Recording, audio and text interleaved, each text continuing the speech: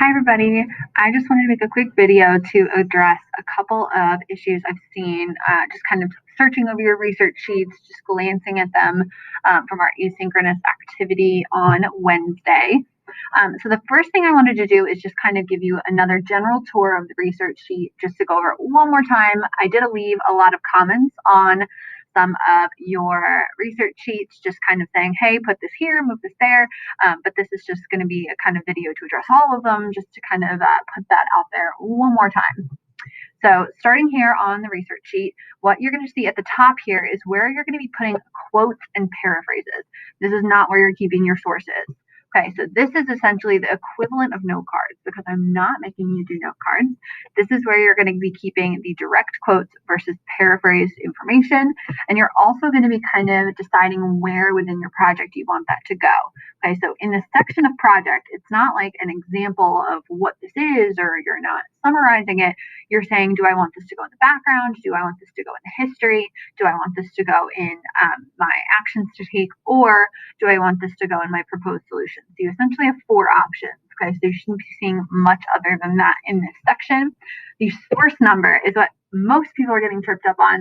So we'll go over that quickly. And the last thing I really wanted to go over is what is a credible, accredited, reliable source that is acceptable for this project. Remember on Tuesday this week, I talked about what is going to be considered accredited. And I think I remember specifically saying, like, no NY Times, no CNN, no Wash Post.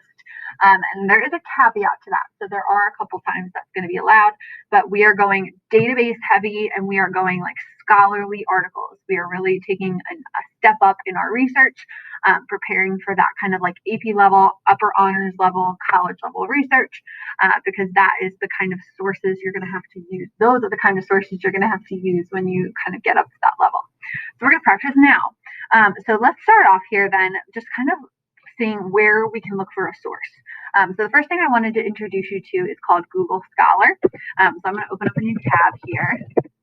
And if you go to Google Scholar, what this does is it essentially just kind of breaks everything down into either peer-reviewed articles, accredited sources, academic articles. It's not like, somebody's blog, like we said, but it even kind of just like ups it a little bit more. So going back to our example project, the subject I did it on was affordable childcare. So let's kind of search and see what we can find. So I'm going to put some search terms in here and just see what I get. Make sure you're limiting this to the United States. You're the US president. You shouldn't be talking about like Canada, about Europe, unless you're comparing the two. So looking at all of these articles, outcomes of a deregulated childcare market in the UK. So obviously we wouldn't want that. Impact of childcare in Africa. So maybe even using these as kind of like a comparison. Here we go. Effects of childcare issues on modern employment and childbearing decisions of women in the United States. That looks like an article I would want. So I'm going to click on that article. Pop up. So what I'm going to do when this article opens is I'm just going to kind of decide, is this something that I want? Is it useful to me? And then I can go ahead and, whoa, this is a big article. I'm going to decide if this is something that I am going to want to source. So even though this is gigantic, it looks like it's kind of a collection of items starting on page 173 here. And then maybe I'll flip down here. Okay, so it doesn't seem ridiculously long. It seems like I pretty much get the whole thing. There's some graphs and data here. This looks good. So I'm going to choose to use this. And what I can do is I'm actually going to go up to this first page here to try and find the source. This is a book. It's a journal. So I'm going to source this. Eventually, I will cite this as a journal.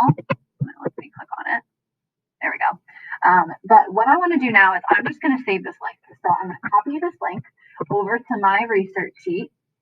And instead of just pasting it in this box here, because this is for the source number, I'm going to go all the way down to the bottom to my sources sheet. This is where I want to start keeping my sources that I can then go back to.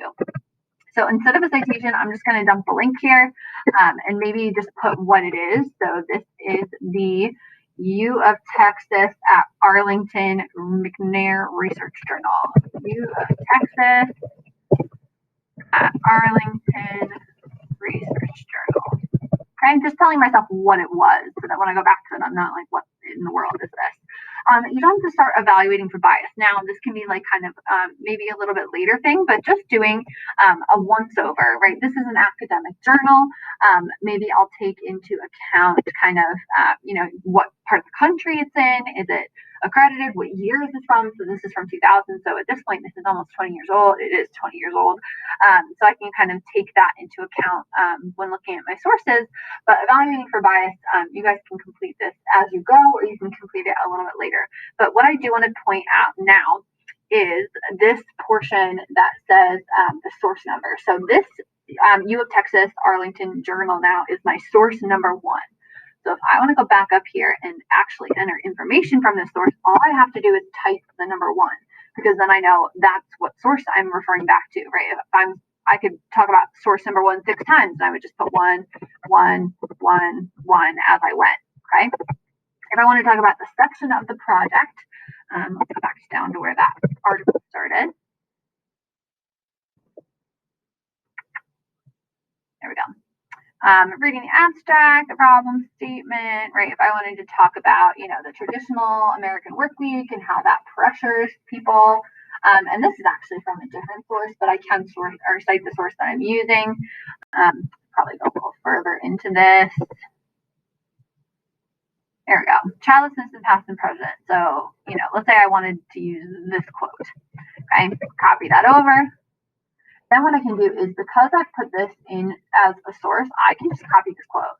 Right? I can just put that right in there and then paraphrase here, yada, yada, yada, whatever I would paraphrase that down to. And then the section of project, let's say I wanted this to go in the background.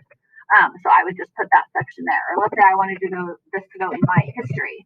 I can put that in that section there. Okay, so this is generally how you're going to use this research sheet.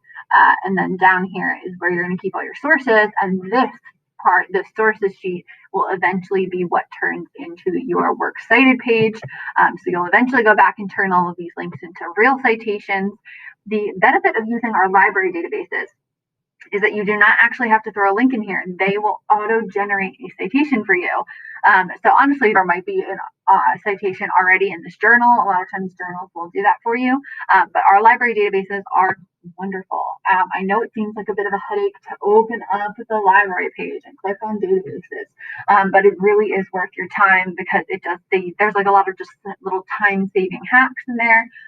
And then you know exactly where those articles are coming from, and you know that I will approve of them, rather than you coming to me and saying, Ms. Robinson, I don't know if this website is accredited, I don't know if it's research, whatever it is. On Google Scholar, you can be pretty sure that it's accredited, peer-reviewed, but you don't necessarily know where it's coming from. It's still Google. So it could be coming from, some backyard college that happens to have a research journal. So that's why I would really recommend starting in our library databases and then going to Google Scholar if you can't find anything else. The one caveat I did mention that I would say is that the use of CNN, the use of Fox News, the use of MSNBC, BBC, all of that kind of more news media area, that can be used. I don't want you using it for like facts, statistics, historical analysis, because they're not coming up with that information. They're getting that information from an accredited source. So you need to practice using the ground level sourcing here of using academic journals, etc. And then if you're looking more for like interviews, or if you're looking for firsthand accounts or things like that, that's when you go to more news media, because they can provide that. So if I was looking for an interview with a daycare teacher in Philadelphia, I could find that through MSNBC and then use that information and cite it appropriately. Okay, that is pretty much all I wanted to talk about. Today in class, when you're doing this activity, please use your time wisely. This is a full class period. This marks the point where you're going to have another week to do this research sheet, and then we're going to keep rolling.